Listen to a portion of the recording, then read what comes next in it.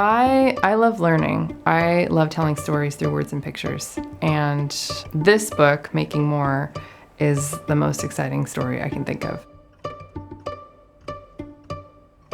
Making More is a story of how life begins. It uses plant and animal examples to discuss reproduction in a way that's clear and age-appropriate for a kid.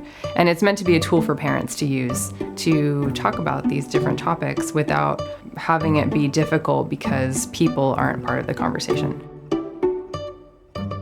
The book takes this tricky topic and turns it into an easy conversation with a kid.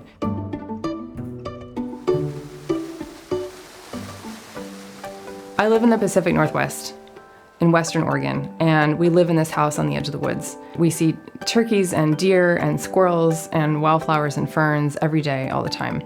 And when I look around me, I see all these different ways that life reproduces. And though rabbits and trees seem to have very different lives, they have so much in common with the way that they make more of themselves. And so you can take those big biology principles and break them down and put them into a story in a way that a kid can understand and walk them through it. Where this book started was that I was really interested in reading about evolutionary biology and genetics. I was taking in all these adult books, reading about these topics, and I thought it was really interesting and exciting, and I thought it would make a great book that was about nature's greatest hits, peacocks and anglerfish and all these different species from all over the world. But I still didn't really know how to structure the book. I started by doing lots and lots and lots of reading and making lots of really terrible sketches, and my first ideas are just light years away from where I ended up.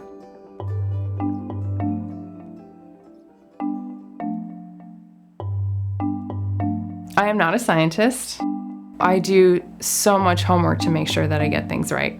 I have met with so many scientists, psychologists, veterinarians, biologists, wildlife experts who have gone through my manuscript, who've looked at the art, who've checked over it looking for any mistakes that I've made, because I want to make sure that I get this right.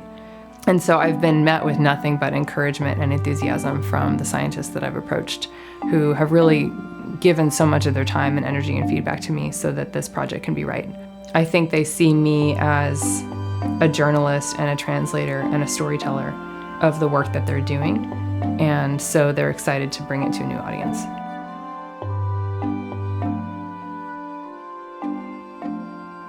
I really love doing on-location research. I love being in a space. I love talking to the scientists. I love having that experience myself, because then I can take that and I can put that into the book that I'm working on. With Neighborhood Sharks, I went to the Farallon Islands and I met with scientists and actually watched great white sharks hunting seals. With my book, How to Be an Elephant, I went to Kenya and got to see baby elephants in the wild, learning from their parents and herds moving through the plains and just taking in all of that experience and then being able to channel it into a book. And with this book, with Making More, I realized I didn't have to go very far at all. In fact, that I could just look out my window, walk out my door, and see all these different examples right here. What I love about this topic is that you can walk down the sidewalk, you can walk through the grocery store, and you can pick up a dandelion or a tomato and look at it in a whole new way. And living in this place and realizing that I could set it here in my backyard, in my neighborhood, was really the thing that unlocked the story, because I wanted it to feel like you could take a walk and see all these different ways that living things reproduce right in one place. Bring that to kids. I want this book to inspire curiosity in a kid and get them interested in the natural world and feel like they're a part of this bigger story. Like, they have two parents. They came from two sets of genes too. And that's amazing. And that story is how we're all unique, but it's also a story that tells us how we're all connected. And that makes me feel really alive. And I want to give that to other kids too. And what's ahead is hopefully sharing it and telling the story to kids and empowering my readers with this information and helping them to just be better grounded in their sense of place, to feel more connected to their parents, and to know that it's okay to be curious and ask questions.